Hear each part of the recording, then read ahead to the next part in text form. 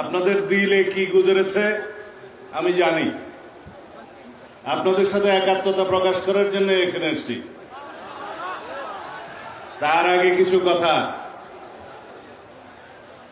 আমি বাংলাদেশ জাতীয়তাবাদী দলের একজন কর্মী। আমাদের নেতা শহীদ রাষ্ট্রপতি জিয়াউর রহমান বাংলাদেশের সংবিধানে প্রথমবারের মতো বিসমিল্লাহির রহমানির রহিম সংযোজন করেছিলেন।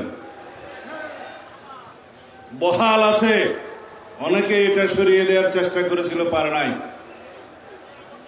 কিন্তু যেটা বহাল নাই, রাষ্ট্র পরিচালনার মূলনীতি হিসাবে আমরা যেটা সংযোজন করেছিলাম, শহীদ রাষ্ট্রপতি জিয়াউর রহমান মহান আল্লাহর উপর আস্থা এবং বিশ্বাস সংবিধানের প্রস্তাবনায় ছিল এবং রাষ্ট্র পরিচালনার মূলনীতিতে ছিল।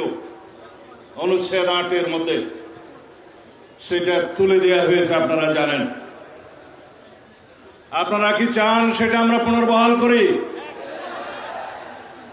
আওয়াজ তো কম। আপনারা চান সেটা পুনর্বহাল হোক? ইনশাআল্লাহ সেটা আমরা পুনর্বহাল করব।